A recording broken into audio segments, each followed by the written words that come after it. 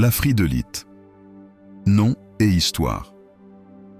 La fridolite est un minéral du groupe de la pyrosmalite, décrit pour la première fois en 1876.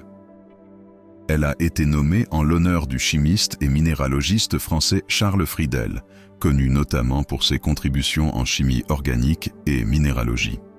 Cristallographie et composition. Formule chimique.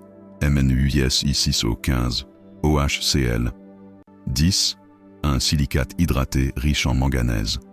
Système cristallin, monoclinique, souvent en tablette, pseudo-hexagonale ou masse. Dureté, 4 à 5, relativement tendre. Densité, de 3,04 à 3,06 grammes par centimètre cube. Indice de réfraction, 1,625 à 1,664, anisotrope, biaxial. Biréfringence, 0,032. Clivage, parfait, fracture irrégulière. Ténacité, cassante, variante de transparent à translucide.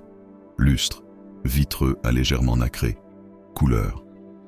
La fridolite se présente généralement dans des teintes allant du rose pâle au rouge brunâtre, rouge sombre, brun ou parfois jaunâtre. Gisement. Elle est typiquement associée à des gîtes de manganèse métamorphisés. On la trouve dans plusieurs localités bien connues. Montagne d'Azette, Aderviel, Hautes-Pyrénées, France. Localité type.